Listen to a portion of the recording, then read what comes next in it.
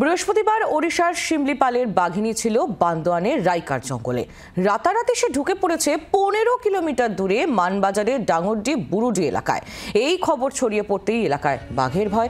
এবার ডাঙ্গরডি এলাকায় যমুনাকে খাঁচাবন্দি করার চেষ্টা চালাচ্ছেন বনকর্মীরা।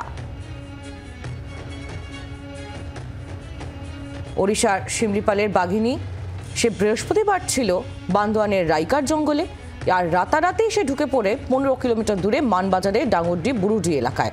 আর এই খবর ছড়িয়ে পড়তেই এলাকায় বাঘের ভয়।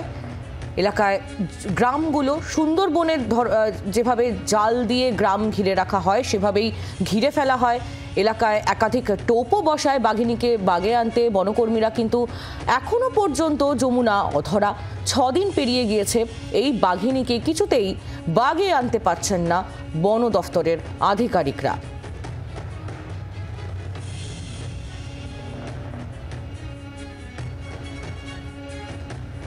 শিমলিপালের জঙ্গল থেকে বেরিয়ে ঝাড়গ্রাম হয়ে বাঘিনী যমুনা এখন অবস্থান করছে পুরুলিয়ায়। বিভিন্ন জঙ্গল ঘুরে সে আশ্রয় নিয়েছিল বান্দোয়ানের রাইকার জঙ্গলে। সেখানে শালের জঙ্গলে দিনকতক কাটানোর পর আবার জায়গা বদল। জঙ্গল সাফারিতে বেরিয়ে এখন যমুনা আশ্রয় নিয়েছে 15 কিলোমিটার দূরে মানবাজার 2 নম্বর ব্লকের ডাঙ্গরডি ও বুরুডি সোনাঝুরি গাছের জঙ্গলে। যে জঙ্গল অপেক্ষাকৃত ছোট এবং তার ফলে বনকর্মীরা তারা আশাবাদী যে শীঘ্রই হয়তো তারা যমুনাকে বাগে আনতে পারবে। হাই ফ্রিকোয়েন্সি অ্যান্টেনার মাধ্যমে যমুনার গলায় ঝোলানো যে রেডিও কলার, সেই রেডিও কলারের মাধ্যমেই তার অবস্থান জানতে পেরেছেন বনকর্মীরা। মনোরঞ্জন মিশ্র আমাদের প্রতিনিধি রয়েছেন আমাদের সঙ্গে টেলিফোন লাইনে, জানবো বিস্তারিত।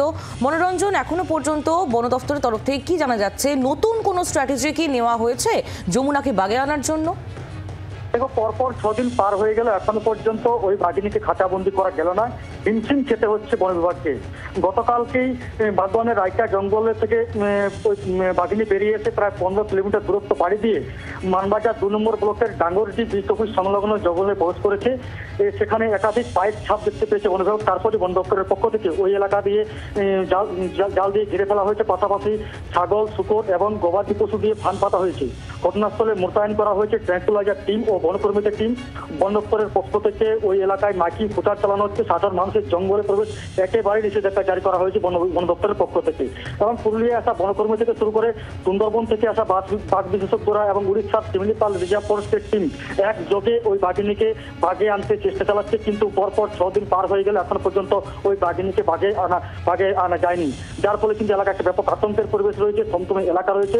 বন দপ্তরের পক্ষ থেকে নানা কৌশল অবলম্বন করা হচ্ছে, যেমন হচ্ছে ড্রোন ক্যামেরা দিয়ে নজরদারি চালানো হচ্ছে, নাইট ভিজন ড্রোন ক্যামেরা দিয়ে নজরদারি চালানো হচ্ছে। পাশাপাশি এলাকায় ট্র্যাপ ক্যামেরা বসানো হতে পারে এমনটাকে জানা গেছে। তবে আজ সকালে যেটা জানা গিয়েছে, বন দপ্তরের পক্ষ থেকে ওই বাঘিনীকে এখনো পর্যন্ত ট্র্যাক করা যায়নি, যার ফলে সকাল থেকে কিন্তু হাই ফ্রিকোয়েন্সি অ্যান্টেনা দিয়ে বাঘিনীর গলায় ঝোলানো রেডিও কলারের অবস্থান সার্চ করার চেষ্টা চালাচ্ছে বনকর্মীরা। কিন্তু ওই বাঘিনীর এখনো পর্যন্ত অবস্থান পাওয়া যায়নি। ফলত ওই বাঘিনী কোন দিকে গিয়েছে, কোন জঙ্গলে প্রবেশ করেছে সেদিকে এখন তাকিয়ে রয়েছে সকলেই। তবে বনকর্মীরা চেষ্টা চালাচ্ছে নানাভাবে ওই বাঘিনীকে বাগে আনার, কিন্তু এখনো পর্যন্ত সেই সমস্ত চেষ্টা বিফলে যাচ্ছে বন দপ্তর। তবে এবার নতুন কি কৌশল অবলম্বন করতে চলেছে সেদিকে আমাদের নজর রয়েছে।